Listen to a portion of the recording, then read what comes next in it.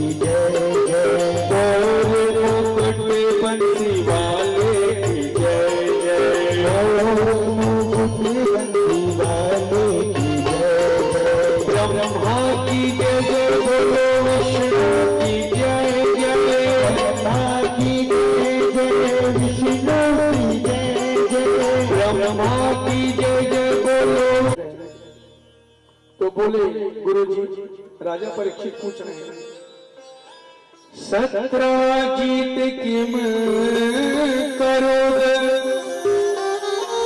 ब्राह्मण कृष्ण के विषम समन्तता कस्मात् दत्ता सुता हरि। बोले गुरुजी, सत्राजित का भगवान कृष्ण ने क्या प्राप्त किया था, उसको एक मणि कहां से मिला? मैं सत्राजित यादव की कथा सुनना चाहता हूँ गुरुजी, जिसको एक मणि मिला था, भाग हुआ, भगवान को चोरी के इल्जाम लगा था उस मणि के ऊपर। वह कथा कैसी है गुरुजी? मुझे वह पावन कथा सुनाइए, सत्राजित यादव की कथा। भगवान के ऊपर मणि की चोरी का आरोप लगा था कन्हैया के ऊपर, वह कथा कैसी है? तो बोले राजा परीक्षित, सभी लोग बैठ जाइए, है ना। सत्रासीत सत्राजित सूर्यो भक्तस्य परम सखा प्रीतस्मय मणि प्रदातः सूर्य सन्तुष्टः समन्तकम्। बोले राजा, द्वारिका नगरी में, भगवान कृष्ण के नगरी में एक सत्राजित नाम का यादव रहता था। यादव मतलब राउत, है ना। सत्राजित नाम का यादव रहता था विश्वास जी, कहा? द्वारिका में, भगवान कृष्ण के नगरी में। और वो जो सत्राजित था ना, ये सूर्य का बड़ा उपासक था, सूर्य की पूजा करता था, सूर्य नारायण भगवान की। कौन? सत्राजित इसका नाम, बड़ा भक्त था सूर्य का। बोले राजा परीक्षित, एक दिन जब सत्राजित सूर्य नारायण की पूजा कर रहे थे, भगवान सूर्य नारायण इसकी पूजा से प्रसन्न हो गए थे और साक्षात भगवान सूर्य नारायण प्रकट हो गए। बोलिए सूर्य नारायण भगवान की। प्रकट हो गए सूर्य नारायण और भगवान सूर्य नारायण मुस्कुराने लगे। बोले सत्राजित, मैं तेरी पूजा से बड़ा प्रसन्न हूँ भैया, और क्या चाहिए बता। और सुन सत्राजित, मैं तुझे कुछ दे रहा हूँ। बोले भगवान सूर्य नारायण। और सूर्य नारायण एक मणि को लाए अपने हाथ में, मणि समझ गए, मणि। और बोले हे सत्राजित, इस मणि को तू ले जा, मैं तेरे को देता हूँ। वो कौन सा मणि था? कोई जानते हैं वो कौन सा मणि था? हाँ, जोर से बताइए, गलत होगा तो मैं बताऊंगा। कौन सा बाबू जी? जी हाँ, वो शामांतक मणि है। वो शामांतक मैंने बताया ना, समंतक कुतसे कस्मात् दत्ता सुता हरि। वो शामांतक मणि है। शामांतक उस मणि का नाम है, श्रीमद् भागवत महापुराण में देखना, वो शामांतक उस मणि का नाम है। तो वो सूर्य नारायण, बैठते जाइए माताएं, अभी आ रहे हो लोग, बैठते जाओगे ना, कथा सुनोगे अभी। हाँ, शामांतक मणि। और बोले सत्राजित, इस मणि को तू ले जा। कहा? अपने घर।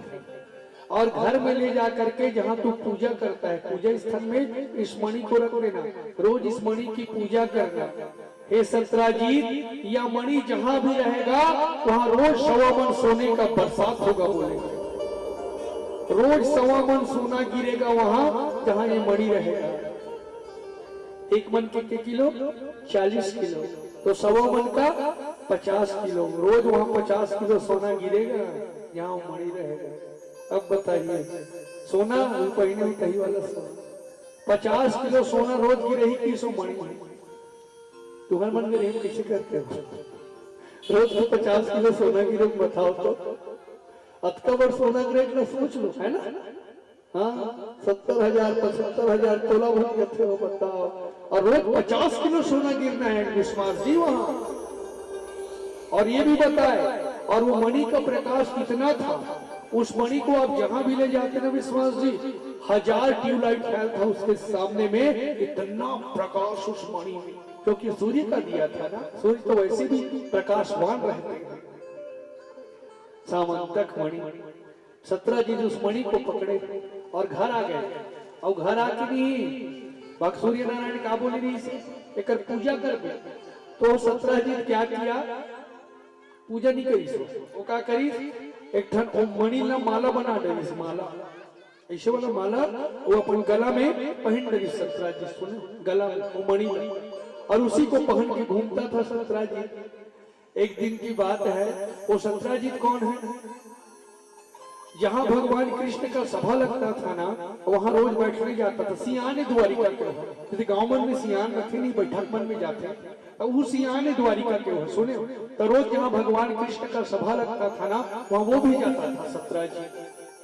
और भगवान कृष्ण के सभा का क्या नाम है जहाँ भगवान का सभा लगता था वो द्वारिका में उसका नाम है सुधर्मा। याद रखे रहेंगे कौन सा सभा है सुधर्मा। उस सभा की कुछ खासियत थी जहाँ सभा लगता था ना विश्वास जी कुछ खासियत थी। उस सभा में जो व्यक्ति बैठता था वो कभी बुढ़ा नहीं हो सकता हमेशा जवान रहता था। बताइए कि भगवान कृष्ण की वो सभा था उस सभा में जो बैठता था वो कभी वृद्ध नहीं होता हमेशा जवान रहते थे उसको बुढ़ापा नहीं आता। और उस सभा में बैठने के बाद विश्वास जी मनुष्य को भूख प्यास नहीं लगता था चाहे आप 100 साल तक भी बैठो आपको भूख और प्यास उस सभा में नहीं लगता क्योंकि वो नारायण का सभा था भगवान। तो ये सतराज जी इतना रोज वही जाता था।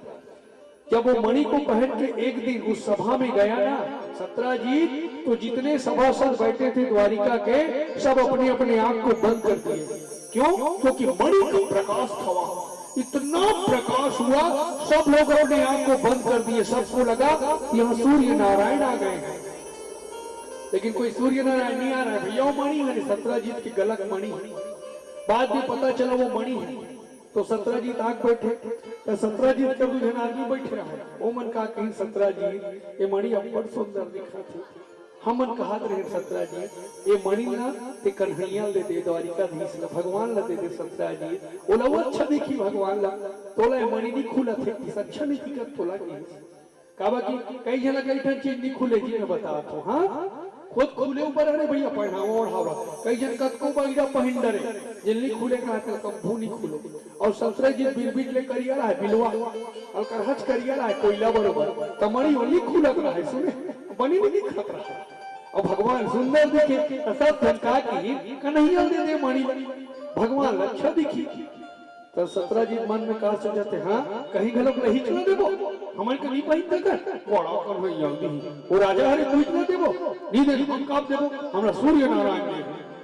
और सतराज जी मन में सोचा थे एक नियत गढ़ के मणि पर कन्हैया के ये मतलब कहे होई मांगुरे कही के अपन मांगे ली सके ताने ये मतलब कहे नहीं दे हमन का पर देबो हमरा सूर्य नारायण दे नित दे और घर चल दी और कत सोची ये मणि में नीले गो काबा कन्हैया की नजर करके मणि ऊपर भगवान नहीं बोले ऋषि बोल दे कहीं को दूसरा आदमी मत बोले रही तो का सोची ये मणि पहिन के नी जाओ कन्हैया की नजर करके वही बचपना माखन न चोराए और सबसे मन मणि घलो चोरा डरी हुई कौन सतराज जी भगवान के बारे में ऐसा सोचोगे कुछ नहीं सोचो पहली माखने चोराए वो सबसे मणि चोरा ली हाँ ये मणि नहीं पहनो भैया में हो किसने पहनी और घर में मढ़ा दी रख दी घर में मणि और चले तो है ना सतराजीत के एक और भाई था इसका नाम था प्रसेनजीत। वो घर में आया और वो मणि को देख लिया उसका छोटा भाई तो माला संदिखत के वो पहन रही सब वो मणि उसका छोटे भाई और प्रसेनजीत कौन था शिकारी करता था जंगल जाता था शिकार करने के लिए तो उस मणि को पहन करके प्रसेनजीत जंगल चला गया शिकार करने के लिए और उसने जंगल में एक हिरण देखा मणि को पहना था घोड़ा में बैठा था और धनुष बाण निकाल करके उस हिरण को मारने वाला था प्रसेनजीत। उसी समय पीछे से एक बड़ा शेर आ रहा था बाघ जंगल में और वो प्रसेनजीत को देख लिया। अब तो बाघ जैसे प्रसेनजीत को देखे झपटा मार दिया उसके ऊपर ऐसे पंजा मारे प्रसेनजीत गिर गया घोड़ा से घोड़ा भी मर गया और प्रसेनजीत भी मर गया बाघ मार दिया। और वो मणि है ना वो प्रसेनजीत के गले से निकल करके टूट करके जंगल में फेंका गया जंगल में गिर गया प्रसेनजीत मर गया घोड़ा मर गया मणि जंगल में गिर गया।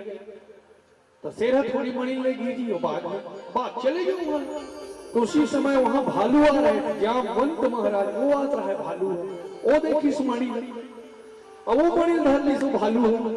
और भालू का सोची सो करे के जन बेटी रहा जेकर नाम रहे जामवती। ओकर बेटी अब्बड़ और पदो कौड़ा घूमेल जान ली अब्बड़ रोय त जामवत का सोची ए मणि लेके मोर बेटी दूँ तन मोर बेटी बने खेली तन महू घूम फिर सकतो कौड़ा गलो।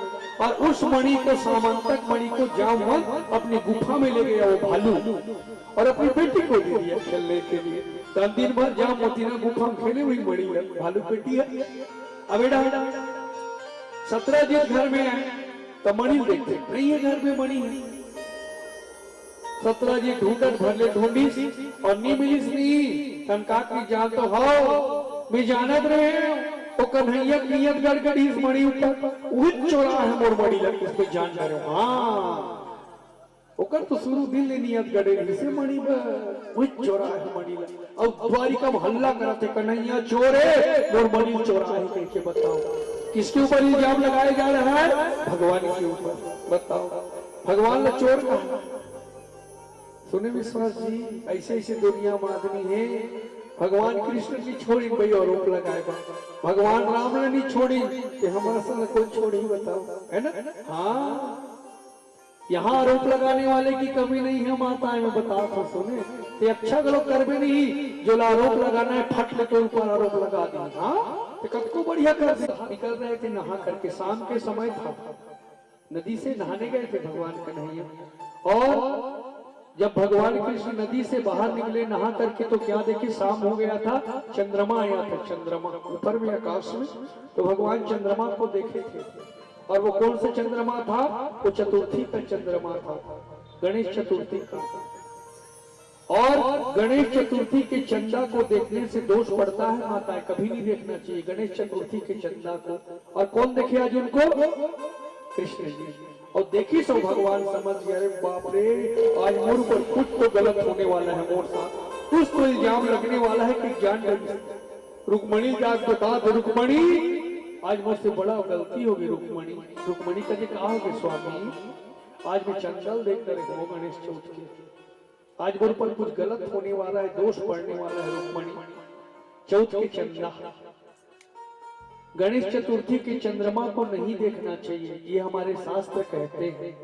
गणेश चतुर्थी चंदा कते दिन होते गणेश चतुर्थी भादो मास शुक्ल पक्ष चतुर्थी ये दिन गणेश मन हाथी नहीं गांव में जी भादो महीना में ये दिन गणेश मारते दिन के रात दिन के चंदल कब घूमते घूमता हो पाप होते कते दोष पड़ते जाने।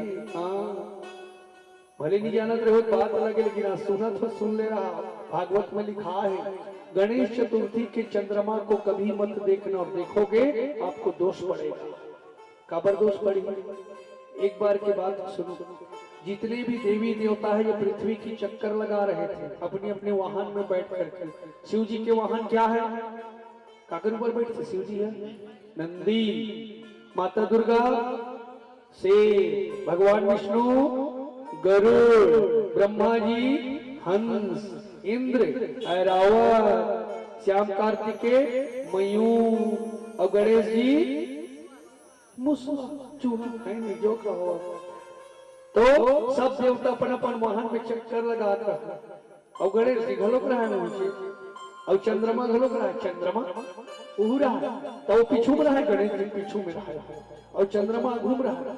तो भगवान गणेश मुसवल कथे अरे मुसवा चूहा सब जनक भाज ही रे हमारे हम ही दोनों जन पिछवा जब ते बने रहेगा नहीं किस मुसवल चूहा कथे बने बने तो भगवान के बने नहीं बैठस तेल में का कर और गणेश जिसने मोट डांट देखे वो गणेश बड़े पेट वाला हाँ ऐसे मोट डांट मुसवा कहते ले भगवान बने बैठ तोल में बैठा के ले जल्दी जल्दी जाओ मुसवा बैठ की भगवान गणेश जैसे भगवान गणेश मुसवा ऊपर बैठी सो मुसवा जोर से रेंग गिर गणेश भगवान मुसवा यानी गिर गए।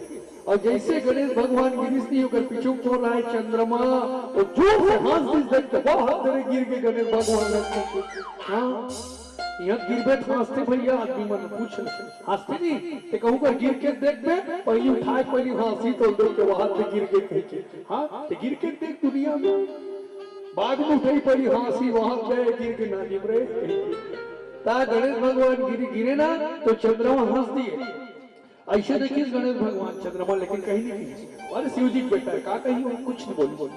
अब तो दोबारा भगवान गणेश का गिर गए और चूहा तेज बने नहीं बैठे, भगवान में बने रहेंगे कहीं जोर से रहेंगे हंस की, तब गिर गए भगवान बार बने मैं रेंगू।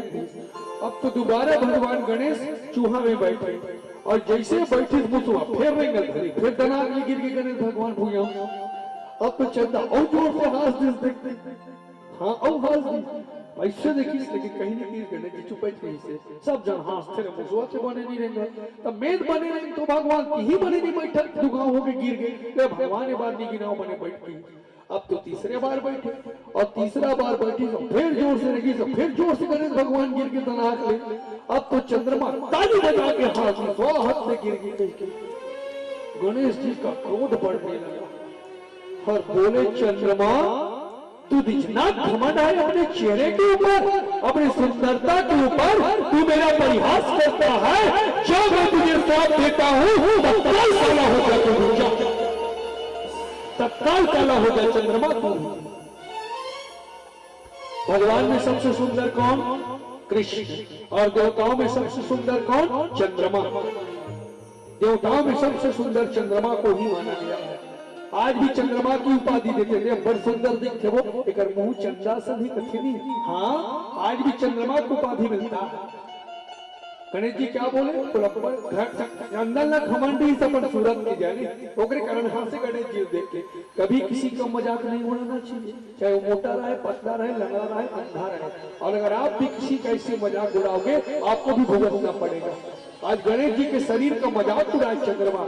गणेश जी बोले को लंबर घमंड है पर रूप के ऊपर तत्काल करिया हो जगह मोर श्राप है। बोले दे शराप श्री चंद्र देव को, कलाहीन तत्काल करे, स्वामी जय जय हो गणराज, बोलिए गजानन स्वामी की। तत्काल काला हो जाए चंद्रमा, तुरंत काला होने लगा। कैसे दिखे जानते हो? चंद्रमा पहली फूल काश के थाली देखे हो, उसने दिखे चंद्रमा। और जब गणेश जी श्राप जीत नहीं विश्वास जी कैसे हो गए जानते हो? रोटी बना तावा देखे हो करिया, बस उसने हो गए चंद्रा। रोड अभी चंद्र रूप बना दी, पूरा पांव से सर तक काला हो। क्षमा कर दो भगवान गणेश जी, मुझसे गलती हो गई। हंस और हंस। बोले गणेश जी मुझे हंसना अच्छा लगता है, हंस। दूसरे के रूप को तो देख के हंसता है, अब तू रहेगा गुरु क्या, अब लोग मुझे देख के हंसेंगे। चंद्रमा बोले नहीं प्रभु ऐसा मत करो भगवान, मैं आपसे क्षमा मांगता हूँ प्रभु, बड़ पापी शब्द क्षमा कर दो मुझसे गजानन जी। क्षमा मांगी रोड चंद्रा, तो वो तो दयालु के पुत्र है ना, उसके पिताजी भगवान शिव ही दयालु है तो उनके बेटे तो रहेंगे। गणेश जी दया आगे बोले ठीक है चंद्रमा मत रोको, ठीक मैं तुझे पहले जैसा नहीं बना पाऊंगा चंद्रमा, लेकिन एक वरदान मैं तुझे अवश्य दूंगा। ठीक है चंद्रमा, मैं तुझे पूरा रूप तो नहीं दे पाऊंगा, लेकिन मैं तुझे वरदान देता हूँ, तू महीना में एक दिन अपने पूर्ण रूप में आएगा और तू आज के बाद तू 15 दिन घटेगा और 15 दिन तू बढ़ते जाएगा और महीना में एक दिन तू पूरे रूप में आएगा। हाथी नहीं अभी 15 दिन कृष्ण पक्ष, अभी शुक्ल पक्ष चल रहा है ना, तो शुक्ल पक्ष में है ना चंद्रमा पूर्ण रूप में आते हैं। अभी पौष पूर्णिमा दिन चंद्रमा अपने पूर्ण रूप में आ जाएंगे, महीना में एक दिन चंद्रमा अपने पूर्ण रूप में आते हैं और 15 दिन घट जाते हैं, 15 दिन बढ़ जाते हैं। पहले न विश्वास जी चंद्रमा रोज को लुकता था, लेकिन गणेश जी के श्राप कारण इनको घटना बढ़ना उसी दिन से शुरू हो गया। गणेश जी के श्राप के कारण एक दिन तो पूर्ण रूप में आएगा। और सुन चंद्रमा, मेरे जन्मदिन के दिन जो तुझे देखेगा उसको पाप लगेगा, दोष लगेगा। बोले भगवान गणेश मेरे जन्मदिन के दिन जो तुझे देखेगा अकारण ही उसको दोष लगेगा, इसलिए चौथ के चंदा को नहीं देखना चाहिए गणेश चतुर्थी का। गणेश जी बोले चंद्रमा गति अतिरिक्त मत कर प्रभु, अतिरिक्त मत कर। बोले नहीं, उस मनुष्य को भुगतना पड़ेगा तो गणेश चतुर्थी की चंद्रमा को देखेगा। तो चंद्रमा बोले बात बताओ प्रभु, अगर कोई व्यक्ति भूल से उस दिन चंद्रमा को देख ले तो उसको क्या करना पड़ेगा? उसको तो दोष पड़ेगा। तो उसको दोष से मुक्ति कैसे मिलेगी? उस पाप से उसको मुक्ति कैसे मिलेगी? तो भगवान बोले, सुन चंद्रमा, अगर मेरे जन्मदिन के दिन कोई तुझे देख लेता है तो उसको दोष पड़ेगा, पाप लगेगा। तो वो क्या करे? वो मेरे पास आए। मैं भारत में सभी जगह उस दिन विद्यमान रहता हूँ। वो व्यक्ति आए जो चंद्रमा देखा है, वो मेरे ऊपर दुबी चढ़ाए, लाल फूल चढ़ाए और गुड़ के मोदक अगर मुझको भोग लगाता है, मैं उस दोष से उसको मुक्त कर दूंगा। बोले भगवान गणेश जी, उसके पाप से उसको मैं मुक्त।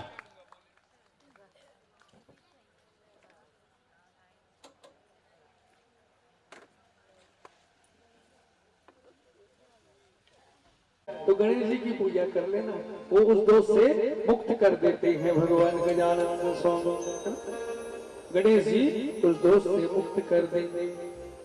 इसीलिए चौथ के चंदा को नहीं देखना चाहिए। सुन, इसीलिए नहीं देखते हैं। गणेश जी का श्राप है उसको। और दिख गया माताएं तो अपने अपने गांव में, सब गांव में कुछ दिन गणेश रखते हैं ना, उनकी पूजा। गणेश जी को क्या पसंद है मैं बताता हूँ, सुनो। गणेश जी को सबसे ज्यादा प्रिय है दुर्वा, दुबी चढ़ाना चाहिए गणेश जी को, और लाल फूल, बेलपत्ता और गुड़ का मोदक अत्यंत प्रिय है गणेश जी को। मोदक प्रिय भगवान है। बैठिए सब कोई, अभी बैठिए माताएं, बैठिए आप लोग, है ना। गुड़ का मोदक भगवान गणेश जी को अत्यंत प्रिय है। अगर आपके जीवन में लगता है आपको कोई बाधा है, आपके जीवन में संकट है, तो आप गणेश जी की पूजा करें, दुर्वा चढ़ाएं, मोदक का भोग लगाएं, लाल फूल चढ़ाएं, गणेश जी प्रसन्न हो जाते हैं। भगवान गजानन जी। तो प्यारे श्रोता समाज, आज ये चौथ का चंदा कौन देखे हैं? भगवान कृष्ण। तो कृष्ण जी रुक्मणी बता थे, रुक्मणी आज मैं चौथ के चंदा देख दे रहा हूँ। रुक्मणी, कुछ श्राप मोर ऊपर, कुछ दोष लगने वाला है। अब उसकी में सत्रजीत चिल्लात आ रहा है, हाओ उई हरे चोर कन्हैया मोरमणि चोराए हुई द्वारिकाधीश चोराए। भगवान मन ही मन कथे, सत्रजीत तो चोर के मैं चोर नहीं हो जाऊंगी। भगवान, मैं साबित करके रहूंगा मैंने चोरी नहीं किया है। बोले भगवान, मैं साबित करके दिखाऊंगा मैं चोर नहीं हूँ। चोर के थोड़ी हो जाऊंगे। और अब तो भगवान साबित करने लगे। भगवान पता लगाए, सामंतक मणि पहले सत्रजीत के हाथ में था, गले में था। उसके बाद ये मणि कहाँ गया? तो पता चला सत्रजीत के मणि को एक दिन कोई लोग उसके भाई के गले में देखे थे। द्वारिका लोग बताए, अगर छोटे भाई गलम हमन देखे रहे। तो भगवान कृष्ण सोचे उसका भाई कहाँ गया मणि पहन के? तो कुछ लोग बताए वो शिकारी था, वो जंगल जाता था शिकार करने। तो भगवान समझ गए बस जंगल में ही कुछ हुआ है। और भगवान उसी जंगल में चले गए जहाँ प्रसेनजीत गया था। और जब भगवान जंगल के अंदर में गए तो क्या देखे? प्रसेनजीत का घोड़ा मरा पड़ा था। थोड़ी दूर में प्रसेनजीत भी मरा था। तो भगवान सोचे प्रसेनजीत को किसने मारा, घोड़े को किसने मारा? तो वहां बाघ के, शेर के पंजों का निशान था जंगल में। भगवान समझ गए ये तो शेर का काम है, तो शेर तो मणि को नहीं ले जा सकता ना। मणि कहाँ है? तो मणि नहीं था वहां। तो भगवान सोचे ये शेर का काम नहीं है। तो शेर के बाद यहाँ कौन आया था? तो देखे तो वहां पर भालू के पंजों का निशान था। भगवान समझ गए बस ये जामवंत का कमाल है, भालू का ही कमाल है, वही मणि को ले गया है। अब ये भालू कहाँ है? तो भगवान सूक्ष्म जांच करने लगे, जैसे सीआईडी वाले लोग करते हैं। हाँ, वैसी जांच किए थे जंगल में, सूक्ष्म जांच। और भगवान है ना उसके भालू के पंजों को देखते देखते निकलने लगे। और भालू का पंजा कहाँ गया था? गुफा की ओर। तो भगवान जब गुफा को देखे समझ गए बस ये भालू यही गया है मणि को लेकर के। और जैसे भगवान कृष्ण अकेले थे, भगवान उस गुफा में प्रवेश किए, गुफा चारों तरफ से प्रकाशमान था। और जामवती मणि को खेल रही थी, वही मणि कारण प्रकाशमान। और जामवती जैसे भगवान को देखे वो डर गई और दौड़ते हुए गई। उस समय जामवंत भालू सोया था अपने गुफा में। वो गई और अपने पिताजी को पकड़ लिया ऐसे, पिताजी क्या है? कोई मनुष्य आया है हमारी गुफा में। जामवंत बोले हमारे गुफा में कोई मनुष्य? तो रुक बेटी मैं आता हूँ। और जामवंत क्या बोला, चल बाहर निकल। भगवान कृष्ण बोले जामवंत, मैं तेरी बेटी के हाथ में जो मणि है मुश्किल ही आया हूँ। वाह, तो घर में चुराए जा रहे हूँ मैं, जंगल में पड़ा था उसको मैं लाया हूँ, जब भग मैं नहीं दूंगा, तेरी बेटी के लिए लाया हूँ, चल निकल, नहीं दूंगा। भगवान कृष्ण बोले देख जामवंत, मेरे को कोई भी हालत में मणि चाहिए, मतलब चाहिए, दे मेरे को मणि। जामवंत कहते नहीं दो, क्या कर ले वो मोल नहीं देगा, हाँ नहीं दूंगा। और दोनों दे ना दे में चालू हो गए मारिक पिटा। युद्ध दोनों के मध्य में जामवंत और भगवान श्री कृष्ण के मध्य में। हाँ, भगवान मारे 72 फटाए जामवंत और भगवान जामवंत मारे भगवान 72 जागीरे। लड़ते लड़ते 27 दिन बीत गए दोनों के बीच में। 27 दिन का कर लड़ाई जामवंत और भगवान कृष्ण के मध्य में 27 दिन लड़ाई। अब इस कथा को सुनने से पहले एक और कथा सुन लीजिए, त्रेता युग की कथा है। अभी मैं कथा बता रहा हूँ वो द्वापर की है, एक त्रेता युग की और कथा सुनना पड़ेगा। भगवान राम की कथा। भगवान राम रावण को किसके सहारे मारे थे? बंदर और भालुओं के सवाल रावण को मारे तो सबको इनाम दिए थे भगवान राम, कुछ सबको दिए थे भैया। ता भगवान राम के दल में एक जामवंत था, पता है आप लोगों को, भालू है ना, सब जन खुशी मनात रहा। तो जामवंत एकदम उदास रहा और दुनिया बैठे रहा पथरा में। भगवान राम का थे सब जन अति खुश हो, जामवंत लगा आपकी भाई अति उदास है।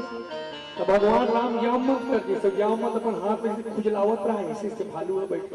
भगवान राम बोले जामवंत क्या हुआ?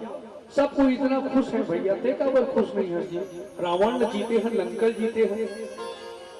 जामवंत कहते मुझे मजा नहीं है, भगवान ही है नहीं, कोई मजा नहीं है, इसका मजा नहीं है जामवंत।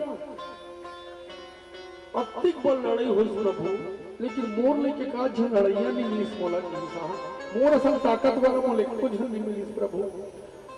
तब वो लड़े ना इच्छा पूरा नहीं हुआ है भगवान, वो लड़े भात है काकरो समो हाथ खुजली करत है। रावण दल में कोई नहीं है, मोर नहीं करते जामवंत। भगवान कहते ऐसे तो लड़े बात है, आओ लड़बे, आओ प्रभु मैं लड़ूं तब ठीक है कि सुग्रीव से लड़बे, सुग्रीव के संग जामवंत कहते सुग्रीव मुलाकात सखी भगवान हो नहीं सके, कमजोर है मोरा घूमे ऊपर साहब। अच्छा अंगद के साथ लड़बे, अंगद के साथ जामवंत कहते काली की लड़का मुलाकात सखी प्रभु, कल के बच्चा है वो तो। हाँ अंगद लगा की कल के बच्चा की सो, और अंगद की ताकत जानते हो। अंगद रावण के दरबार में जाके बोला अरे रावण तेरे कटक में ऐसा कोई तीर हो सकता है जो मेरे पांव को उठा ले तो मैं जानकी को हार जाऊंगा और भगवान राम अयोध्या वापस चले जाएंगे। और पांव उठा के खा दे कोई, पांव को पटके अंगद। मजाल है विश्वास जी, उसके पांव को उठाने की तो दूर की बात है, अंगद के पांव को कोई हिला नहीं सके थे। बताओ वो अंगद का पांव जामवंत का की वो काली की लड़का मुल्का सखी की सब जामवंत का ताकत सोचो है ना भालू के। भगवान राम कथे अच्छा तो अंगद नहीं सके, तब एक काम करते हनुमान जी के साथ लड़ने बोले, हनुमान जी के साथ। जामवंत कथे हनुमान जी के लड़ैया बना हस प्रभु लड़ैया नो रास्ता रे गैया हुआ कि ढकलत लेते सब छलती सोआ सब कोई गिर जाते। वो लड़ैया थोड़ी हनुमान जी है कि बताओ कौन ला? हनुमान जी ला। और हनुमान जी की ताकत कितना है?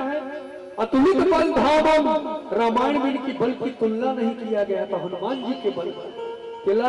वो रास्ता रे गैया कहीं दी मुन्नी सके भगवान कहीं दी। भगवान राम कथे जामवंत अब हनुमान जी ज्यादा ताकत तो हमारे दल में काकरो कर नहीं है, तो काकर से लड़ में जी अब भी बता दे काकर से लड़ गए। जामवंत ऐसे खुजलाए अपन पीछे रहा, मैं लड़ते हूँ भगवान।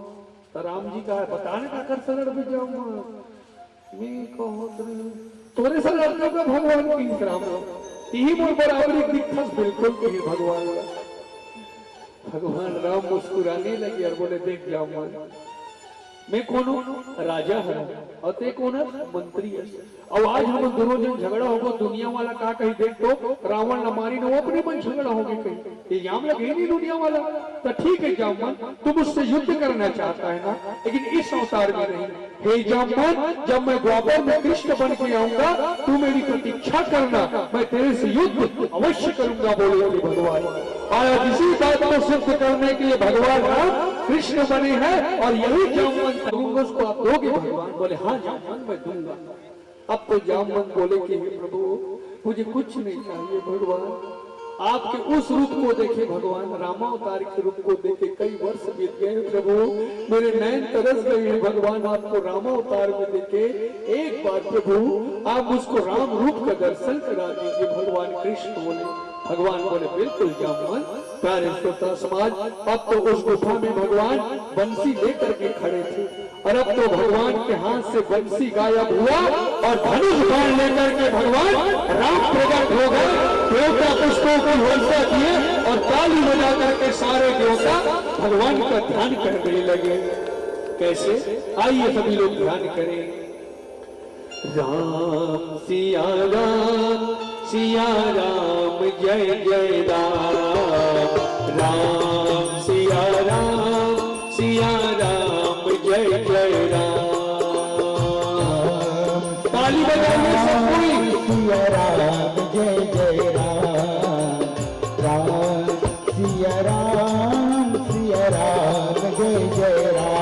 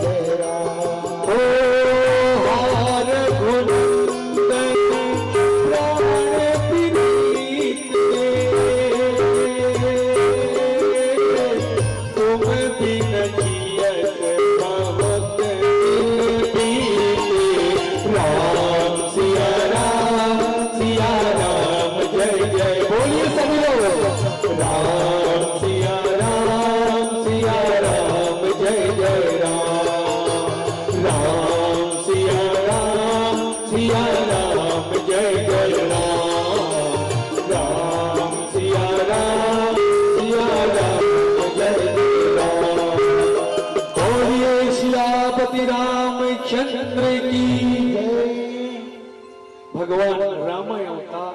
पहली बार विश्वास जी द्वापर युग में भगवान कृष्ण का रूप को छोड़ करके राम बने थे, वो पहली बार है ना। कल द्वापर में भी कृष्ण जी अपने रामावतार का दर्शन कराए थे जामवंत के लिए, भक्त के लिए क्या नहीं करते। और जैसे जामवंत भगवान को देखे ना, उसके बाद फिर रूप को बदल करके फिर मुरली वाला बन गए, है ना। हाँ, जामवंत बोले धन्य है प्रभु आप, धन्य है भगवान।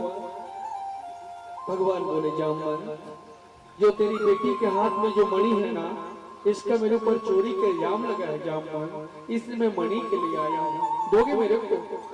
जामवंत बोले प्रभु ये तो पूरा जीवन आपका है भगवान, आप मणि की बात करते हो, मैं तो आपका दर्शन ही करना चाहता था। लो प्रभु इस मणि को आप रख, लेकिन एक समस्या है मेरी भगवान। भगवान बोले क्या समस्या है जामवंत, बोलो ना, मैं तुम्हारी हर इच्छा पूरी करूंगा। जामवंत बोले प्रभु ये मेरी बेटी है, इसका नाम जामवती है प्रभु, मैं चाहता हूँ भगवान मेरी बेटी से आप विवाह कर लो कन्हैया, मेरी बेटी से, और इस मणि को ना मैं दहेज के रूप में आपको दे दूंगा भगवान। भगवान बोले बिल्कुल जामवंत, और भगवान बोले हाँ मैं तुम्हारी कन्या से विवाह करूंगा। और प्यारे श्रोता सामान, आज भगवान ने दूसरा विवाह जामवती के साथ किया। गंधर्व विवाह किए थे भगवान जामवती के साथ, दूसरा विवाह था ये भगवान का रुक्मणी के बाद। हाँ, भालू पेटी कैसे रही, भलवैने तो रही का यहाँ बड़ बड़ बाल रहा है जामवती के, पूरा इज्जत दांत मन निकले रहा। और जामवती भगवान ने देखिए बड़ सुंदर है। जामवती सोच का देखिए मोर पसंद कर डरी से है, कहा जामवती है तो मैं कैसे दिखाता, मेहंदी लगा रहा है विश्वान जी, उपके नहीं रहा है, करिया हाथ में कालो पग नहीं बता तो भालू देखो का आते मरद हम घरो हमरो को माथे तो काला दिखी बताना है नहीं। हाँ, भालू के हाथ में मेहंदी लगा के दिखियो न्यूट के रहा है भैया, और घूम घूम ले साड़ी ओढ़े रहा, साड़ी पहने बिचारी है। हाँ, अरे तो गंधर्व विवाह किए, जाओ अपनी बेटी का विदा करने लगे। बेटी हमेशा कृष्ण की सेवा करना, बेटी डोली में जा रही है, अर्थी में घर से वापस निकलना, मैं तुझे भगवान को अर्पित करती हूँ बेटी करके आज जामवत अपने कन्या का विदाई करने लगे, रोने लगे जामवत अपनी बेटी के लिए। बाबुल की दुआएं लेती जा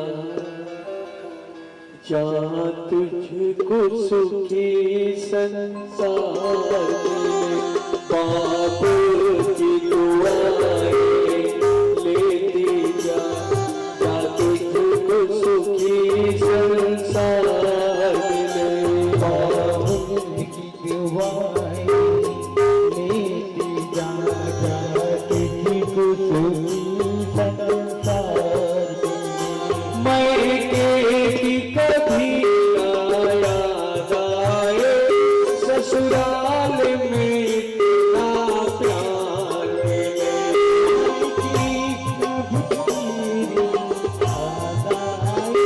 ससुराल में इतना प्यार मिले, बाबुल की दुआएं लेते जा तुझको सुखी संसार मिले, बाबुल की दुआएं लेती जा तुझको सुखी संसार में। बोलिए द्वारिकाधीश भगवान की। आज भगवान दूसरा विवाह जामवती गंधर्व विवाह किए, जामवती के साथ भगवान मणि को पकड़े, जामवती के हाथ को पकड़े और अपने रथ में बिठाए और धड़ धड़ धड़ धड़ भगवान द्वारिका की ओर निकल गए। पता चला रुक्मणी मैया को कि मोर छोटे बहन आते, रुक्मणी मैया सोने के थाली में आरती लेकर के जामवती का स्वागत करने द्वारिका के शीर्ष दरवाजे पर खड़ी है।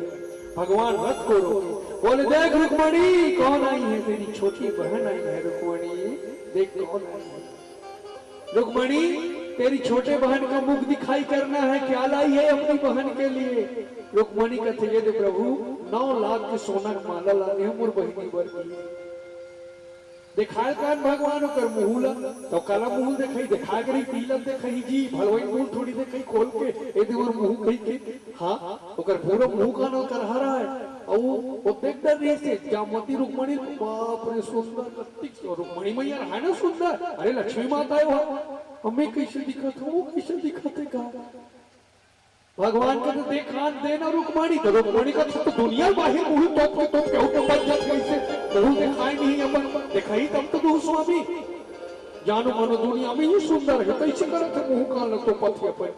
भगवान बोले हाँ रुक्मणी तू सही बोल रही है, दुनिया में ना रुक्मणी यही सबसे ज्यादा सुंदर है बोले भगवान। और जैसे कृष्ण जी ऐसे बोले सत्यभामा जामवती को भास होने लगा, उसके पूरे शरीर का बाल गायब होने लगा था। भगवान कहते ये दिखाओ कति सुंदर है रुक्मणी। और भगवान अब तो जामवती के पल्लू को पकड़े और जैसे पल्लू को खोले तो प्यारे श्रोता समाज दिव्य सुंदरी जामवती रथ में खड़ी थी, दिव्य सुंदरी देखे रुक्मणी। रुक्मणी कहते धन्य है तो अतिक सुंदर भगवान, मैं आज तक अतिक सुंदर स्त्री नहीं दिखे रहो, बताओ ये है भगवान। जामवती रोवत रोवत भगवान के चरण में गिर के बोले धन्य है आप द्वारिकाधीश, आपने मेरा उद्धार कर दिया भगवान, भगवान बोले चल रुक्मणी, तो बहनी सोना खा दी। 16,108 पटरानी में भागवत महापुराण में सबसे ज्यादा सुंदर जामवती को बताया गया है। सुने भगवान के रानियों में बताओ, भलवान लोग सुंदर बना दे क्यों माता हो, ओकर ऊपर कृपा करते हमारे ऊपर नहीं करी माता हो। बताओ एक कारण कर कृपक पात्र बनो, एक लाइन में रहो कथों में जामवती ऊपर दे कृपा कर दी भगवान, है ना। हाँ जामवती के ऊपर भी कृपा कर दिए। प्यारे श्रोता समाज, जामवती को भगवान द्वारिका ले गए, और जब भगवान जामवती को द्वारिका ले गए तो द्वारिका ले गए इधर भगवान उस सामंतक मणि को, है ना, सामंतक मणि को लेकर कहां निकले, सत्राजीत के पास। उसी का इल्जाम लगा था ना, और उधर सत्राजीत को बाद में पता चल गया था विश्वास जी कि द्वारिकाधीश ने मणि का चोरी नहीं किया, मैं फालतू इल्जाम लगाया, वो मेरा भाई ने गंवा दिया है मणि को, तो क्षमा मांगे लाता है। इधर से भगवान जा रहे थे, रास्ते में दोनों का मुलाकात हो गया, दोनों का। भगवान बोले रख तेरी मणि को सत्राजीत, और बिना मतलब के इल्जाम मत लगाया कर। सत्राजीत बोले तो प्रभु मुझे क्षमा कर दो कन्हैया, मुझसे गलती हो गई, है ना। भगवान बोले रख तेरे मणि को, मेरे को कोई मतलब नहीं, रख तू अपने पास। बोले कन्हैया मैं इस मणि को क्या करूंगा भगवान, इस मणि को आप ही रख लो, और मेरी एक विनती है प्रभु। सत्राजीत भगवान बोले क्या सत्राजीत, मैं चाहता हूँ प्रभु इस मणि को आज दहेज के बदले रख लो भगवान, और आप मेरी बेटी से विवाह कर लो कन्हैया। सत्राजीत की बेटी कौन है, सत्यभामा, मेरी बेटी से विवाह कर लो प्रभु, और मणि दहेज के रूप में तो दे दूं भगवान। भगवान मणि रहा लेकिन कैसे रे मणि की जगह दहेज बन गए, और राजा मत बना दी तो दहेज में, अब यहू बनाते तो दहेज में, ठीक है कि भगवान सबके मनोरथ को पूर्ण करते हैं विश्वास जी। अब तो भगवान ने तीसरा विवाह सत्यजीत की कन्या सत्यभामा से किया था, तीसरा विवाह था भगवान का। और ये सत्यभामा कौन है, ये धरती माता ने भगवान से विवाह करने के लिए सत्यभामा का अवतार लिए थे, ये धरती ही सत्यभामा है। तो अब भगवान की कितने रानी हुए, 3, कौन कौन, रुक्मणी, जामवती और सत्यभामा, है ना, ये 3 रानी हुई। राजा परीक्षित बोले जी अभी 3 जन के बतास अभी तक परसों माचे हैं, उकर मन से भगवान के बिहाव कैसे हुई गुरु जी बोला बता। तो बोले कि हे राजा परीक्षित सुनो, उज्जैन देश के राजा, उज्जैन के राजा है ना, वृंद की पुत्री का स्वयंवर था, उज्जैन के राजा वृंद का। इसने अपनी बेटी का, वो पहले नंबर के खड़े में देखो क्या है, नारद जी दाग देखे, बोले प्रभु यहाँ तो सूर्य है, तो दूसरे खड़े में जाओ नारद जी वहाँ क्या है, भगवान यहाँ भी एक सूर्य है, तीसरे में यहाँ भी सूर्य है, चौथे में यहाँ। तो भगवान बोले नारद जी 7 में सूर्य है, हाँ प्रभु, तो सूर्य तो एक है ना नारद जी, सूर्य तो एक है ना, और 7 में आ गया है ना नारद जी, हाँ प्रभु। हे नारद मैं भी उसी तरह हूँ, मैं एक होते हुए सारे चराचर में नारद मैं वास करता हूँ, बोले भगवान। मैं हूँ नारद अखिल ब्रह्मांड में, मैं हर जगह समाया हूँ नारद, मुझे ढूंढने की जरूरत नहीं है, बोले मैं कण कण में रहता हूँ नारद, बोले जैसे सूर्य 7 घड़ा में दिखाई दिया एक रहते हुए, वैसे मैं हूँ नारद। नारद भगवान के चरण में गिर गए, बोले धन्य है आप द्वारिकाधीश, धन्य है। इस तरह भगवान के, है ना, नारद जी को भगवान अपने रूप के बारे में बताया, है ना, हरि व्यापक सर्वस्व समाना, है ना, प्रेम से प्रकट होई मैं जाना, भगवान अपने बारे में बताने लगे। प्यारे श्रोता समाज, अब तो भगवान के एक रानी से सुखदेव महाराज वर्णन किया, कितने पुत्र हुए, एक कस्ता कृष्णस्य 10 महाबला अचिन्यन्य वापतुल सर्वात्म संपदः। बोले राजा परीक्षित, भगवान कृष्ण के प्रत्येक रानी से 10 पुत्रों की भगवान को प्राप्ति हुआ था, एक रानी से 10 पुत्र, है ना। हाँ, रुक्मणी से 10 पुत्र प्राप्त हुए, कौन कौन, सबसे बड़े थे प्रद्युम्न, फिर चारुदेश, फिर सुदेश पराक्रमी, सुचारु देश, सुचारु, चारुगुप्त, भद्र चारु, चारुचंद्र, फिर चारु और 10वां चारु, ये रुक्मणी के पुत्र थे। फिर आइए सत्यभामा की ओर। भानु सुभानु सर्वभानु प्रभानु भानुमान चंद्रभानु बृहदभानु अतिभानु श्रीभानु प्रतिभानु, ये सत्यभामा के पुत्र थे। फिर आइए जामवती के पास। श्याम सुमित्र पुरजित सतजित सहस्त्र विजय चित्रकेतु वसुवान द्रोण और कीर्तु, ये जामवती के पुत्र थे। कति पहले बताता रहूं माता हूँ, ये पूरे 16,108 पत्नी पुत्र मन के नाम दे तो बताऊ 4-5 दिन उलाद दी। तो मैं सुनो कति बता सुनो। एक एक रानी से 10-10 पुत्र हुए। ओ 10-10 जन पुत्र के ओ 10-10 जन पुत्र हो। ओ 10-10 जन के ओ 10-10 जन। ओ 10-10 जन के ओ 10-10 जन। ओ 10-10 जन के ओ 10-10 जन। ओ 10-10 जन के ओ 10-10 जन के ओ 10 होकर ओ 2 होकर ओ 10। ऐसे करते करते भगवान कृष्ण का कुल परिवार हुआ 56 करोड़ यदुवंशी। 56 करोड़ अकेले हमारे केशव का परिवार हुआ था। 56 करोड़ हमारे इंडिया का आधा जनसंख्या भगवान कृष्ण का परिवार। 56 करोड़ हुए थे द्वारिका में। भगवान के नाती वाती सब सुने विश्वास जी, 56 करोड़ यदुवंशी। इस तरह प्यारे श्रोता समाज, सुखदेव महाराज भगवान की विवाह की कथा और उनके पुत्र पुत्रों की कथा सुंदर ढंग से राजा परीक्षित को श्रवण कराने लगे, है ना। अब यहीं पर आज के प्रथम पहर की कथा यहीं पर विराम हो जाती है ना। 10-15 मिनट के बाद दूसरे पहर की कथा फिर शुरू हो जाएगी, है ना। बोलिए कृष्ण चंद्र भगवान की ओम। श्रीमद् भागवते महापुराणे परमहंस्यां सहितां दशम स्कंदोत्तरार्धे नैव कश्चित्तमोऽध्यायः। सच्चिदानंद रूपाय विश्वोत्पत्त्यादि हेतवे तापत्रय विनाशाय श्री कृष्णाय वयं नमः।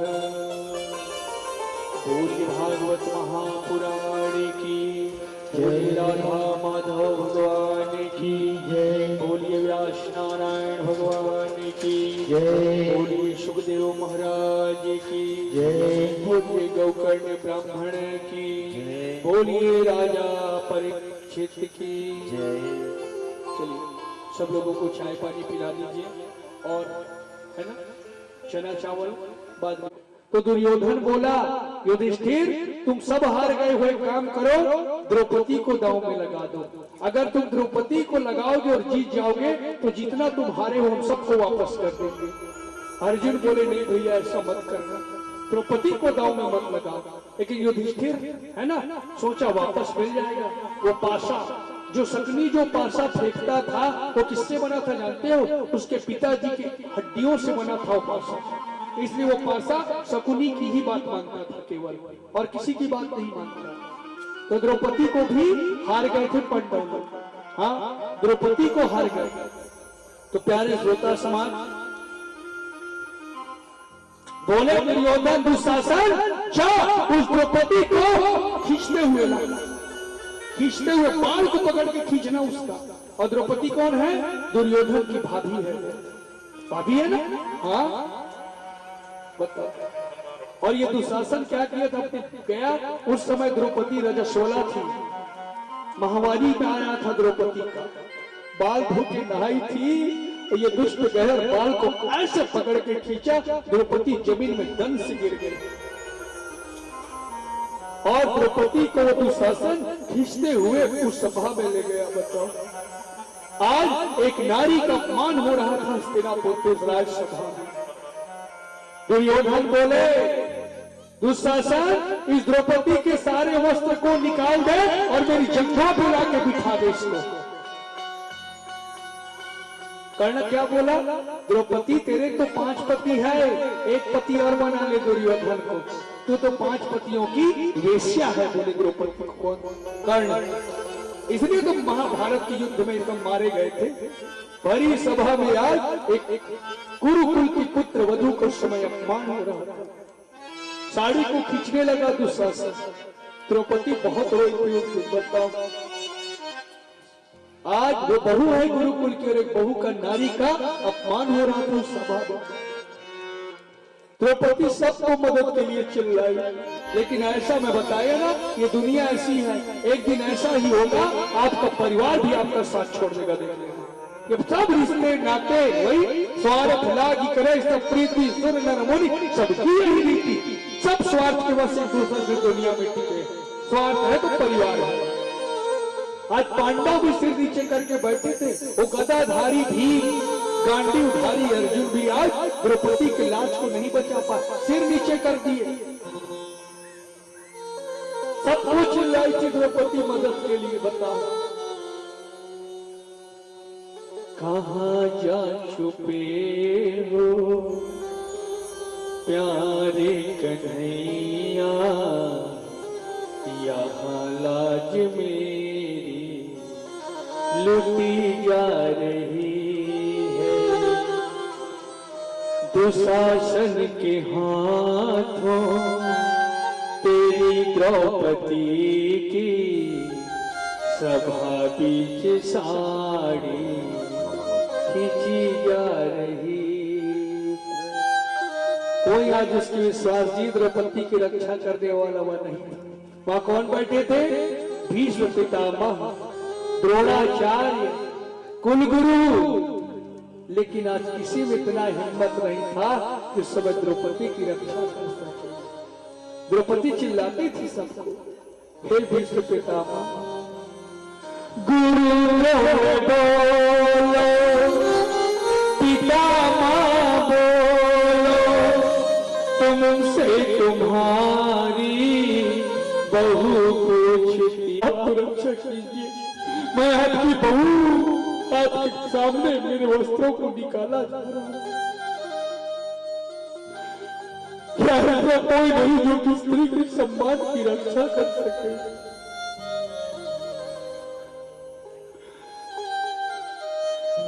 गुरु द्रोण बोलो, पितामह बोलो, तुमसे तुम्हारी बहू पूछती है। पांच पति आए बैठे सभा में, महलों की रानी लुटी जा रही है। सबको आग लगाई द्रौपदी, लेकिन आज उसकी रक्षा करने कोई नहीं आया। सुने विश्वास जी? हाँ, द्रौपदी कहने लगी, जिन्होंने कभी मेरी देखी न सूरत, वो देखेंगे आज बदन मेरा नंगा। जो में पति मेरे हारे है बाजी, महलों की रानी लुटी जा रही। सबको आवाज लगाई थी द्रौपदी, सारे जहां को आवाज लगाई, लेकिन मजाल है कोई उनकी रक्षा कर दे तो आ जाए। और कर सकते थे वो रक्षा, भीष्म पितामह चाहते तो एक पांव भी रक्षा कर सकते थे, लेकिन आज सबका हाथ पर बंद गया। वहां बताओ, एक अबला की इज्जत को बचाने कोई नहीं आ रहा था उसमें। और द्रौपदी से गलती भी हुआ विश्वास। द्रौपदी ने पहले किसको पुकारा? अपने पतियों को। संकट आया तो किसको पुकारा? अपने परिवार को, अपने पतियों को, भीष्म पितामह द्रोणाचार्य को। अगर उस दिन द्रौपदी पहले भगवान को पुकार लेती तो जितना साड़ी उतरा था वो भी नहीं उतरता वो दिन। सुने? हाँ, अगर वो पहले, हम लोग की यही गलती है। हम लोगों के जीवन में संकट आता है, अपने परिवार को, है ना, अपने घर के लोगों को चिल्लाते हैं, इसलिए ये पीछे हो जाते हैं। कहते चिल्ला जितना तो परिवार आखिरी में मुझे पुकार। इससे अच्छा मैं कहता हूँ पहले इन्हीं को पुकार लो ना, तो संकट ही क्यों आए बताओ। द्रौपदी से यही गलती हुआ। और जब कोई द्रौपदी को नहीं बचाने आए तो द्रौपदी ने इनका ध्यान किया है भैया करके।